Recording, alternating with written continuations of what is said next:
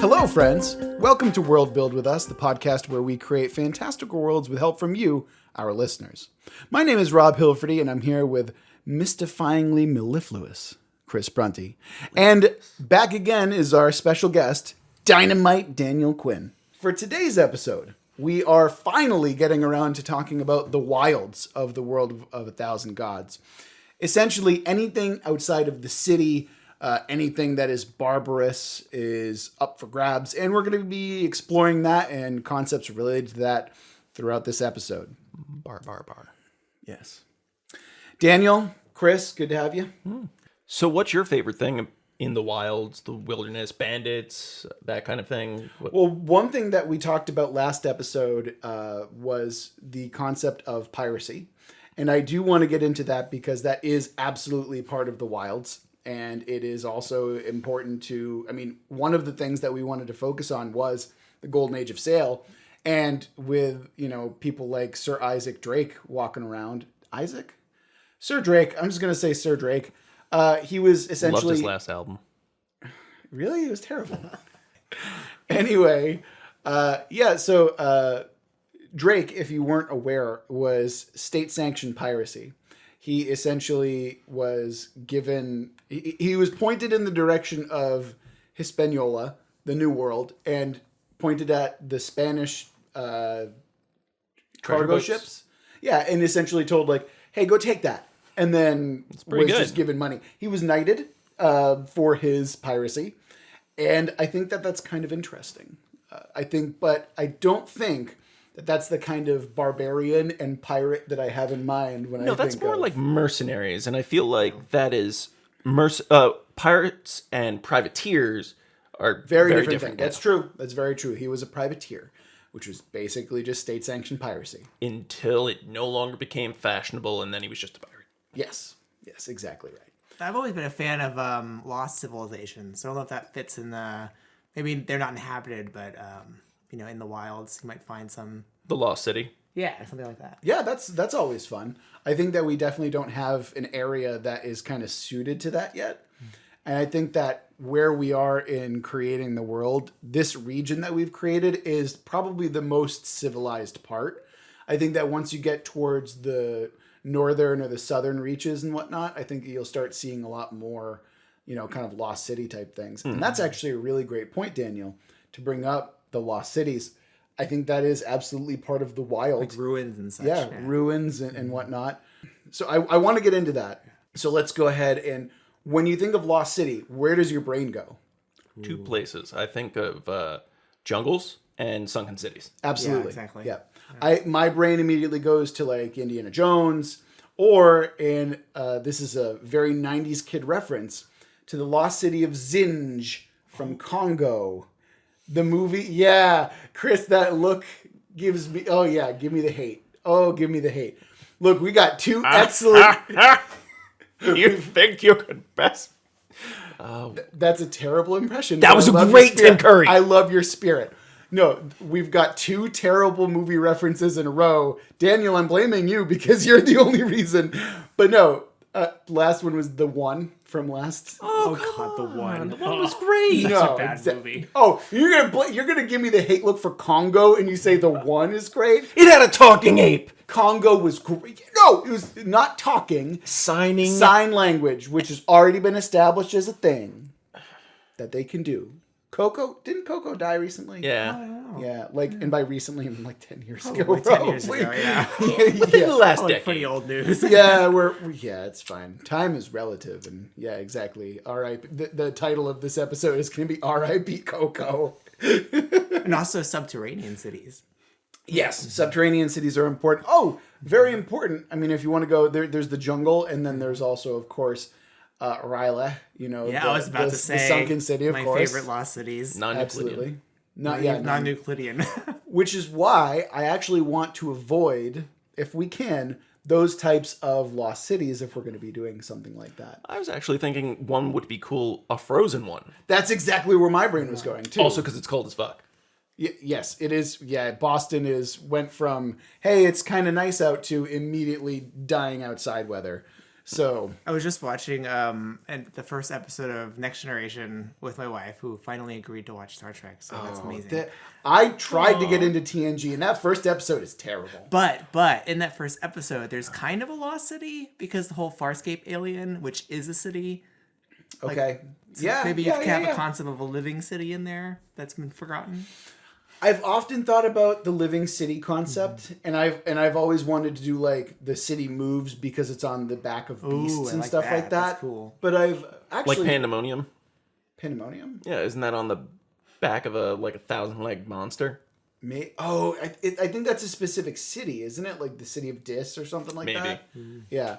But I actually wanted to circle back. I do want to do a frozen city. That would be neat. I want to do something like that. I think that'd be cool. Also, hold on. Now you've got me thinking of the living city. I'm thinking that the Forgotten are like kind of a living organism of the city. It's like kind of, like they are the white blood cells of the one Earth bigger thing. itself, Yeah. essentially. That could be a thing. Getting a real thing vibe from From them. the frozen city? Yes. Oh, man. Yeah. Oh, I think That's this actually- is Frozen. That's great. Yeah. Actually, that'd be really cool. Is that this is one particular area that is frozen and it is completely overrun by the Forgotten. But these Forgotten are different than their southern cousins, where the ones in the south they're kind of like they kind of stick to their own. But these Forgotten up in the north, something about this particular city. They are way more militant and way more aggressive and way more.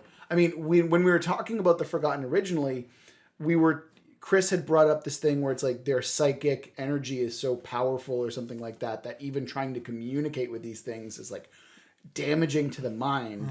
And I like that idea of because kind of like the dark ones in Metro. Yes. How it's I just think like that's they what don't you- yeah. they don't even intend to be malicious about it. It's just the way that our psyche and their psyche interact, it causes us to become paranoid, fearful, and yes, we're going right back to John Carpenter. Yeah, absolutely. And I think that'd be really fun to do like a frozen, blasted wasteland of ice and snow.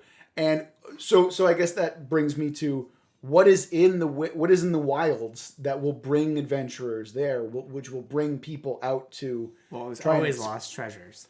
Right, but more than that, like what specifically? Like what can You can make it noble. They have to thin the herd.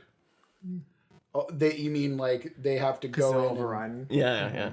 Because that's kind of something that you see to avoid genocide. You know, No. Like the Grey Wardens in Dragon Age, they had to go after the Blight. You have the Crab Clan in Legend of the Five Rings. Yeah, where they had to make against the Shadowlands and everything.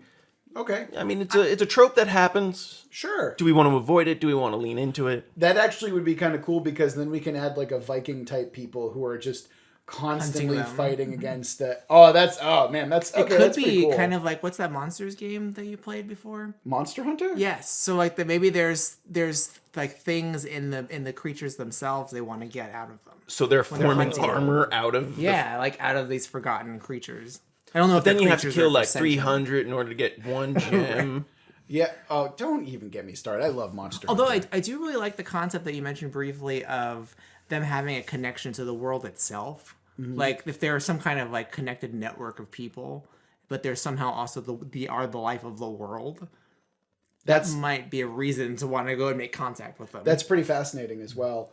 My thought is to kind of build off of that. You had brought up the anathema. I mean, if these things are being hunted, right? If the Forgotten are being hunted by these Northlanders, by Vikings, Yes. right? I imagine that's kind of easy. So part of me now believes that the Forgotten are somehow either wrangling or creating anathema. So these massive soul-rended beasts to act partly as guardians. So Can you we remind go- us what anathema are? Yes, the anathema are exactly that. They are beasts or they are monsters that during their cycle of life of karmic Got twisted up. they got twisted up either by the reach of the apotheosis or just through some cosmic chance. And so now when they are back on this material plane, they are entirely monstrous. And I think that Chris, what did you give them? It wasn't just that they were like twisted physically; they were also like soul damaged in some way, or had like kind of. I think I made it almost regenerative in a way because they can't really die so much because I wanted them to be somehow linked to the Ashenborn in the way that what happens when animals get Ashenborn. Right, and that's what it was. It was kind of. Well, maybe that's the connection then. Like if there's an animal nature and they're connected to the Forgotten. So what? If take us back to the Forgotten, like what are they exactly? I wanted them to be a subterranean civilization, and a lot of the inspiration was by Jori Ito.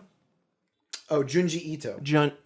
Yes, that one. Junji Ito, for those who don't know, is a Japanese mangaka who is probably the best horror mangaka to ever live. And he's done stuff like Uzumaki, which is a horror manga. And it is... Do you have a copy of that, Chris? I don't have a hard copy of it. No. Okay, we're going to have to get one so you can borrow it, Daniel, because it's really fucking good. But it's fantastic. The spirals, that was kind of my inspiration for them. The spiral city that they found, spoilers. And... sorry about that. But also the fact that it doesn't make sense. It's something that forgot what it was, that it stopped being humanoid and just took on this shape. They're meant to be an enigma. And part of it is also the fact that they hate what they lost and they hate what the other races are. Yeah. So the other important aspect to the Forgotten is they are an old progenitor race that have like physically and mentally degenerated to the point where they're formless and they're like really, their intelligence is so alien that it's kind of unknowable. Okay. That's important. So is the idea of possibly connecting the Forgotten to the Ashenborn to this new kind of anathema? To the anathema, these three things together? It could be. I mean, we've never really explored that concept too much. I always love when that happens, when you get into like a fantasy world and you've got these distinct things, but then suddenly there's these links between them that suggest the possibility that what would happen if one of the Forgotten died and became an Ashenborn? Ooh, okay. And now we have the Frozen North where that's happened, and that's perhaps why that particular group of Forgotten act that way. They're more aggressive and whatnot. And also we've noted that when the Ashenborn come back, their mind is somewhat intact. Can be. Yeah. It depends, yes. So imagine if you had this insane creature brought into a body that it is now has a physical form that's actual capable and everything. It was just like, I remember the hate. I remember this hate. Or imagine the alien intelligence that just doesn't go through. Like mortal intelligences, they lose everything when they become Ashenborn, right? But this alien thing, who's to say that it doesn't remember everything, every moment, even going back thousands and thousands of years. So now finally it's not, like you said, Chris, it's no longer degenerated. It is a fully perfect body. And it just, there it is. Oh man, that's super fucking fascinating. I like that a lot. And if it can still communicate with the other ones. Because it's not an alien intelligence to it. It's like a psychic thing? Yeah. That's really cool. I do like the idea of a centralized intelligence of the Forgotten, of this Ashenborn one. And with its knowledge going back thousands of years, you can always be just like, oh yeah, I can wrangle these things. And moreover, what happens if it now knows the process of creating Ashenborn, or in this case, creating anathema? So maybe a couple of generations ago, everything was just a regular ass animal, and then this thing happened, and now it's being able to create anathema, and so these Northlanders are forced to go and hunt these creatures northward because otherwise there's some kind of horrible thing going on. So that's in the north. That's pretty cool. What else do we have I mean, I feel like we could spend an entire episode just kind of fleshing out that idea. On the frozen cities? The frozen cities alone, exactly. I mean, there's so much to, like, mine in that case. Thank you. What about, we talked about frozen cities, sunken cities, jungle ruins, jungle cities. What about floating cities? Like in the clouds? I don't know. I've never been a fan of that kind of... In, like, BioShock? I liked the Sunken City, BioShock, jungle cities that are hoisted up by some mysterious force. Chrono Trigger, like Zeal, I believe. Yeah, it was like called. that kind of stuff. I'm less familiar. I played that game years and years and years ago. When you went far back enough in time where magic was a thing, there was a floating city that Magus was, right? Yeah. No, Magus was in the monster village and he was fighting for monster rights. Zeal. Monster rights. He was. Listen, monsters were dicked over in the first war. Don't get me started on the politics. Well, this is all to say that as an alternative energy source, you use magic to raise things up. So I don't know if there's god power behind things. That's the thing. I am less a fan of floating cities because unless how do the cities get there? Like and I know that sounds silly. How do they fucking get there? Up there? Yeah. Right. And I don't want it to be like, well, that's the mystery. You have to No, because it's the god of sky. Oh my god. Or maybe they're hoisted up to avoid what's below them. Like what, like a Jetson style? Like you just put them on stilts? I wouldn't mind a stilt city. Like that's okay. That would be neat. But now we're getting into cities again. Let's get out of the cities. We're trying to avoid cities. We're trying to go. I forgot. This is the Wilds episode. Right. Okay. Yeah. I mean, the Vikings could also, they cover a little bit of, well, we don't want to make them barbarous. Like, Right. they have a noble cause. I mean, I've been watching the Vinland Saga anime, and man, savage. that is a great anime. Also, Vikings are cool. They don't have to. I mean, like they don't have to be barbarous monsters. That's the one thing I kind of like about them. I know, but I kind of want to know what god they follow and everything. Yeah, exactly. We'll have to do that next episode or something like that, or a couple episodes from now. Well, you're asking what's in the south. Right. So let's do. I mean, we did the north. It's frozen. We understand that. Now let's go south. I mean, past the desert. What is south of? There be dragons. Do we? That's actually important. We don't necessarily dragons, have dragons yet. What about like vegetable dragons or dragons made of things that are not common? Like, Because I feel like you expect in the south there to be jungles or deserts, right? But if you want to be interesting, you have to do something totally off the wall. that's true. I mean, we already have the northern thing. So, and not only that, we don't know how the hemisphere kind of works. So, what would you suggest? I want lithoids, damn it. Lithoids are cool. God, I am so glad that... I like lithoids. Lithoids are fine. I have no Or problem. fungus-based creatures. I'd rather weird. do fungus-based Like, than... you think of a dragon, usually it's this, like, hard, beefy Scaly, thing, right? What if yeah. it's, like, a fungoid thing that takes different forms? Like an orchid. Why is... Now, that's not a dragon anymore, though. That's Right, the thing. but, like, maybe it could be just as big and ferocious as a dragon. So we're talking about, like... Big monsters. Yeah, we're talking about big monsters at this point. That's actually kind of an important part of the wilds. It's like... What makes people want to stick to the cities in the first place? What is dangerous away from the cities that keeps them, away? So Besides bandits. well, yeah, bandits and barbarians and pirates. Yes, obviously. Highwaymen. Highwaymen. Yeah, There's also bad weather. yeah, like the desolation storm. You don't want to be caught outside of a city in a desolation storm. That's true. But actually, I think there's a good transition into what are the monsters like in the wilds. I mean, we talked a little bit of the hags during the Halloween episode, which is cool, but that's said and done. Consider that like plunked into various points of the wilds. Besides hags, what makes the wild so dangerous? I like the idea of elemental spirits and nature spirits. Since we've been doing such divine stuff, I think almost like shamanistic gods should exist of like every tree has a little bit of something in it, but the older trees literally have a spirit of their own. See, when you say nature spirits, I've always been a big fan of fae and like weirdo fae and like monstrous fae. So I like that nature being kind of mean. Like that's the one thing that I've always appreciated. Would you also be doing like the Fey dimension where there's like a place in between, like No. the fairy door?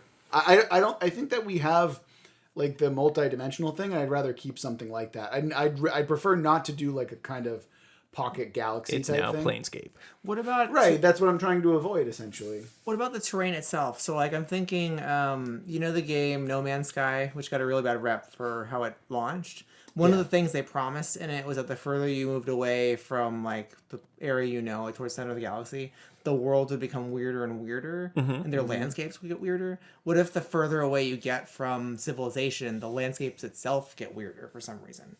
So you're suggesting that there's something about the gods themselves that bring order. Yeah, they're I like axiomatic in some way, that they Yeah. essentially, and that's why cities are built around them. Yeah. It's something that is like subconscious or inherent about their divinity that is axiomatic. Brings that, order to the world. Exactly. And that would actually make sense considering the kind of threads that they act in terms of the overall universe. Yeah, I could see their that. place in the universe, rather.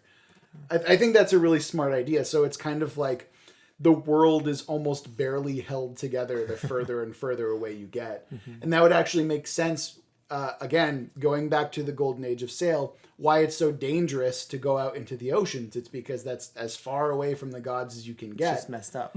Exactly. And so the oceans are even worse than, we Could have imagined, yeah. Exactly. But the chance of going out and finding something, I mean, if it's just as chaotic, it's just like, oh, what'd you find out there? I found a fish made out of gold. Going back to Monster Hunter, that already exists. It's called a gold scale.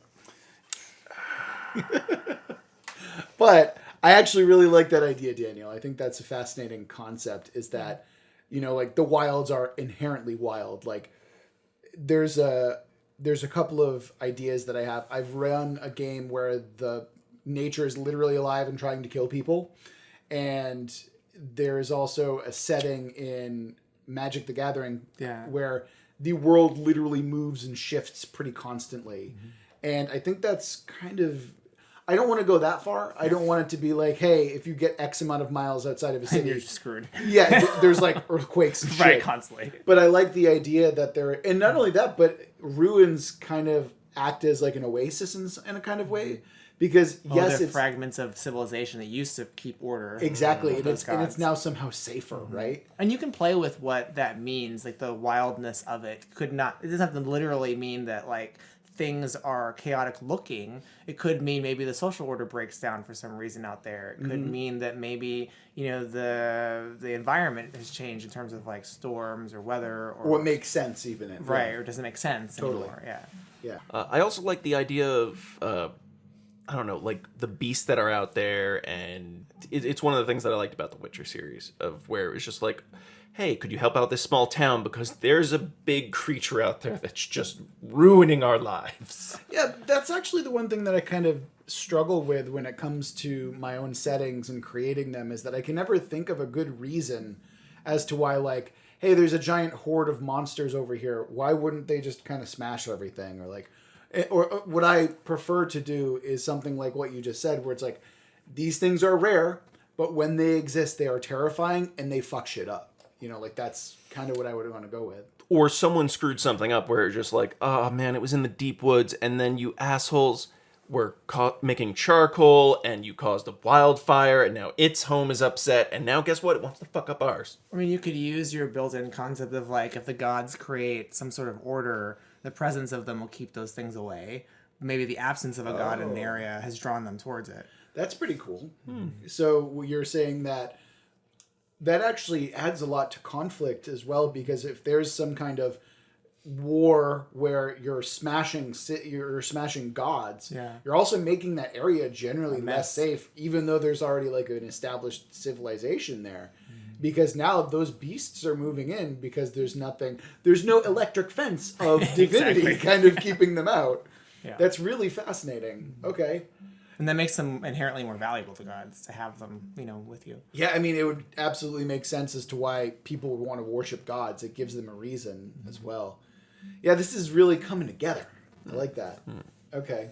Oh, this is the other thing, by the way. Like, I've never liked the idea of a race of sentient evil things, because it's never made sense to me. Like those dumb, what are they in Game of Thrones, the dumb ice guys? White Walkers. God, why do they exist? Nobody knows or cares. The thing is, they even said it just like, well, stay tuned. You're going to be surprised by their evil. I'm like... They're useless. I'm not surprised at all. They're just dumb They were turned into a weapon. That's great. Right. That doesn't really give me any Deal. sympathy to them. Yeah, none whatsoever. They're just like so uninteresting. But that is actually, to go back, it's not sympathy, but it is an explanation of it. Just like, oh, they're like a biological weapon that went wrong. Well, it annoys me too because, like, even if you had an animal, right, that's more interesting than something that's inherently evil. Yes. Because an animal's doing whatever it's, whatever it has to do as a creature to survive. Whereas an inherently evil thing, what does that mean? Like, what does it want? I prefer monsters to be Godzilla, where they're crazy powerful or they just don't know any better. Yeah. I prefer that to something that's like, I've been bred evil and I'm only going to eat babies. Like, it doesn't. Like, why? Why do you do that? It makes no sense. Whoa. It can make sense. No, it can't. What if they You cannot breed an entire race of baby fucking eaters. of baby eaters or like Ted Bundys. It doesn't work that way. Bundy race. It's not so much like you can make it that they don't speak the same language, they don't understand each other, and like one of the things that I really liked, and I forget where this is taken from, but there were orcs that believed that the only way to keep the world real is to cause suffering in it. The less suffering in the world, it means that it has a greater chance of ending. Right, but that's cultural. It's not racial, and Okay, that's the yeah. thing. That's what I always argue is that race has nothing to do with it because when you have race, Soundbite. whatever. when you have race, that you're just taking out any like. I don't prescribe to the idea that race has a preset alignment to it. I think that Eberron does it the best, where it's a matter of, hey, you can be born a dragon, a gold dragon, right? And a gold dragon in any other D&D setting Is good. is lawful good, or perhaps neutral good. I can't remember which. But in Eberron, it has nothing to do with it. It's like you were just born a gold dragon, and that's what I prefer. I want something that has everything to do with culture and everything to do with upbringing, as opposed to anything else. And it is hard to do, but I do love when like the cultural norm of that civilization is just like, oh, these people are brutish. It's very hard to do in any sort of campaign or in a lot of stories because either you're force feeding someone where it was just like they're bad but not really, or the players that you have never discover it because they're like, oh, they're evil and we don't need to. We have our confirmation. That's actually that's why I try not to have evil races in general. I mean, an episode on ethics and morality would be a great episode. I'd love to be in that episode. That's a very different topic, because that's me ranting. But it sounds like you're you're asking like for the wilds, like how do motivations work for these things? No one likes a moral philosopher. And in this case, I want it to be purely animalistic. Yeah. I don't want anything to do with this is a ancient griffin. Yeah, this is a griffin. It's therefore evil. It needs to die. I don't want that. So my other wild thing was going to be a race of dwarves. Evil chaos dwarves. Who eat babies. Are my eyes bleeding? I feel like my eyes and they all look like Ted Bundy. Okay, I'm back in now. I would accept that only if they were all evil Ted Bundy With lookalikes. accents. Actually, if you've seen the new beards. Netflix Ted Bundy one, the one with Zac Efron. Oh, I haven't seen that one. Okay, so Because I hate Zac Efron. Haley Joel Osment. Oh, first of all, Zac Efron is actually really good in So that. gross. Second of all, Haley Joel Osment like is one it. You human do muscle. take controversial views on that. Right? First, you don't like Pacific Rim, and now The whatever. worst movie, but we can talk Oh about my it. God, we're not getting into this. I don't it's have on enough. silent. You just look at the pictures. I'm just gonna strangle you. Yeah. Why do two people need to be in sync? Because it's cool. Why don't they have a base that's right by the hole that's letting in all the monsters? Chris. Because it's cool. Hey, Chris, remember when Daniel was a special guest for one episode of our podcast? No, too much editing. It's 2 episodes. movie from the old I'm gonna have to edit in someone else to come in and do the dub for Daniel. You've been officially exiled. dubbed out. Yeah, exactly. Could you say good? For what? Just say good. Oh no, Pacific Rim is bad. We just need to get him to say good in the same tone. Daniel, what's the opposite of bad? Okay. I believe It's that's okay. We too can neutral, make it work. I luckily editing is a thing. That's the other thing. I also like. Now we're getting into the topic of evil, but I like evil that thinks that it's doing good. Yes. Yeah. In that case, it's not really evil. I like the idea that you can create an argument for it as well. I think that's also important. But I've never really played that kind of character. That's not true at all. You've played a literal serial killer before. Literal serial. Serial? Yeah, he's murdered a bunch of people. It was just a very long spree. Also, no. We had a time skip and we're getting off topic. All right, so what kind of monsters are we talking about here in the Land of 1,000 Gods? Because we've had a couple already that I really appreciate, but those are for the most part kind of intelligent. And I think that to the north, having that anathema run wild type thing, that's kind of prevalent as well. Do we want to just say that, hey, just assume that every fantasy monster is in it until we say, hey, this is out? Or Yeah, you can create your own. Yeah. I would say if we're going to do anything that's intelligent, going back to the nature spirit kind of thing, Fae, that's where that would be the closest. And then it's mainly because they don't see us as... They see us as sport. They see humans as sport. Sure. Is what it boils down to. And they have a kind of weird alien mindset as well, where they're intelligent, but it's like they don't see the pain that they're inflicting as pain. It's like, what do you mean? You're just going to revive, or you're just going to do something? You're just going to go to the next world. Fuck off. Yeah. Oh, yeah. Maybe that's what it is. It's like they don't see the pain and death that they're inflicting in this particular universe to matter, because they can see that that's too small. Yeah. That's too small. Yeah. Just going to the next one. Who cares? The other thing that I could see is in the nature spirit sense, which often happens, is it just like you're destroying the forest. I'm going to now destroy you. Yeah. What I also would probably want to think about is maybe there are certain nature spirits that just feed off emotions. So they need to feed off of joy and fear and anger. It's like, look, I'm just trying to eat. I know it's unfortunate that I need to spook you in order to get the food that I need, but it's just no harm, no foul, right? Like, I don't want to do it.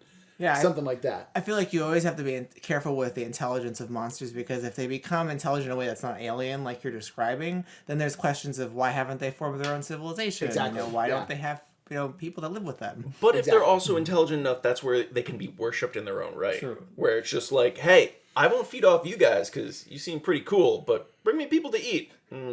I'll protect you by eating everything else that enters this forest. Yeah. All right. And in that case, maybe they're just like solitary, sort of creatures. Yeah, they're not quite a god. They're Yeah. I mean, okay, we've got lost cities, we've got monsters, and we've got like the wilds themselves and how they kind of become chaotic and weird the further away from civilizations. Is there anything else that we kind of want to get into? I feel like we need an ocean one, like Kraken something. Like just a monster.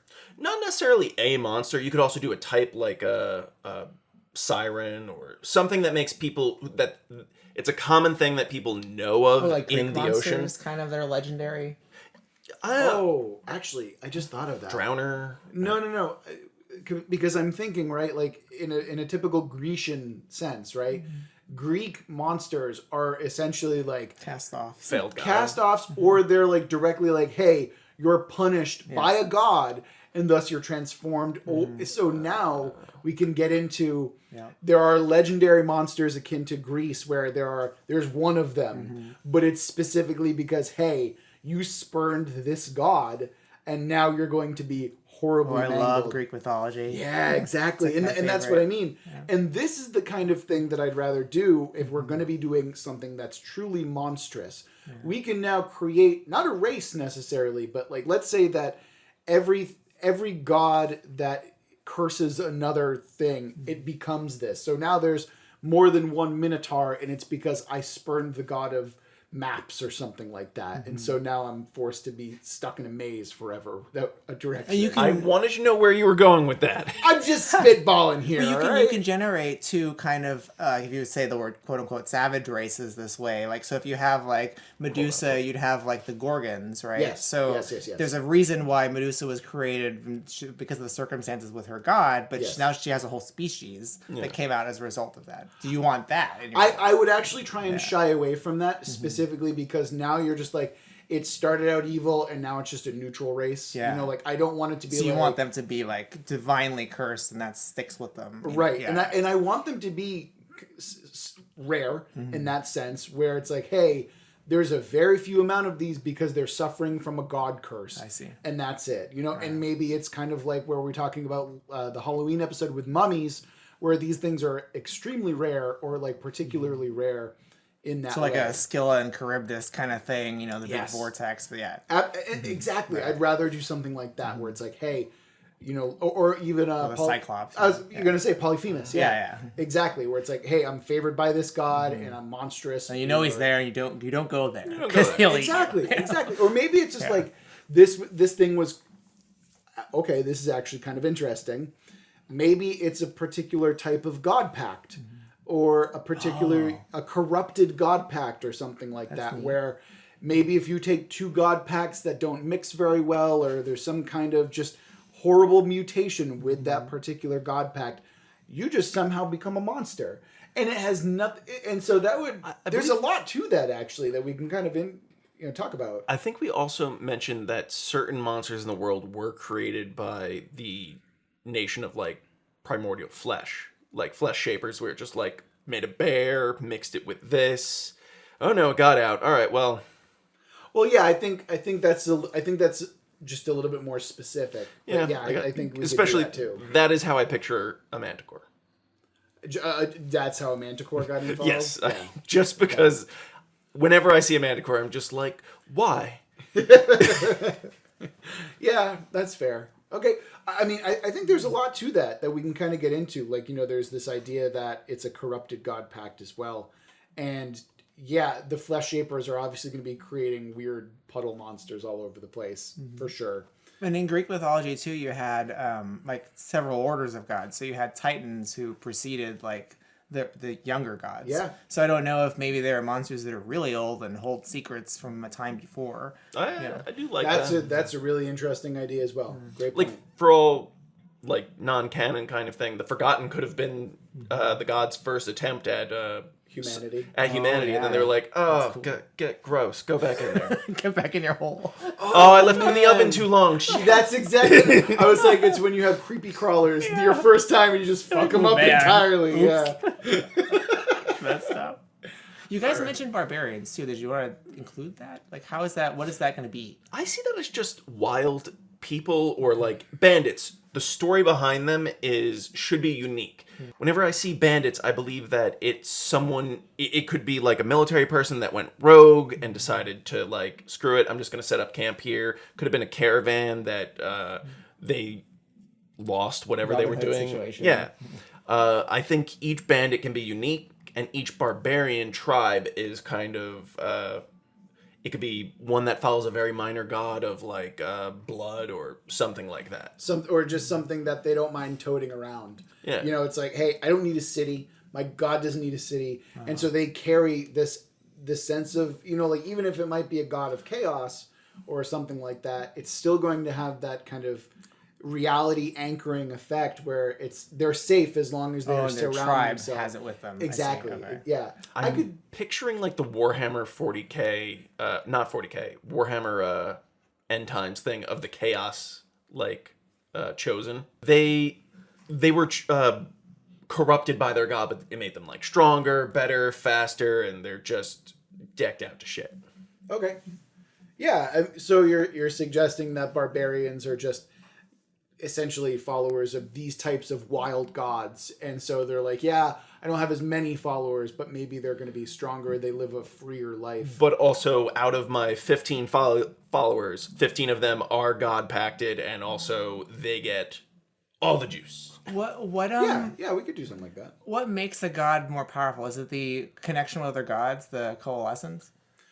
Not necessarily. Okay. We've kind of dipped into this a little bit in terms of how much power and where the power lies. I think that we've kind of come up with this idea that the more followers you have and the more faith that they have, the more powerful the god is. So you can have It's faith by devotion squared by population. Okay, so then I mean, yeah. if you're a wild god being carried by like a tribe, one of your goals might be to have that tribe conquer other tribes and get bigger and bigger, so that you can have more and more faith. Yeah, in the I mean, wilds, you could do like hey, this is how we find followers. Is we call a village, smash their god to prove our strength, and then anyone who chooses to follow us, come with us. We've proven our strength.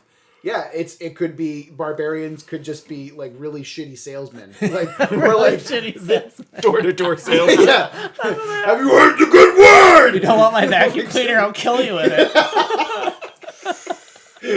Watchtower. Okay.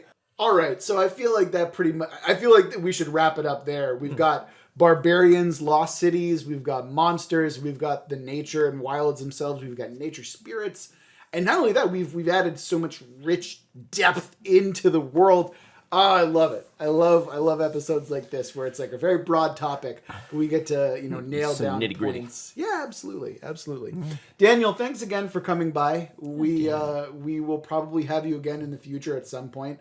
People seem to really like having you on. Me in particular. Well, thank With you. the most important one. Yeah. Super fun. Thank you very much.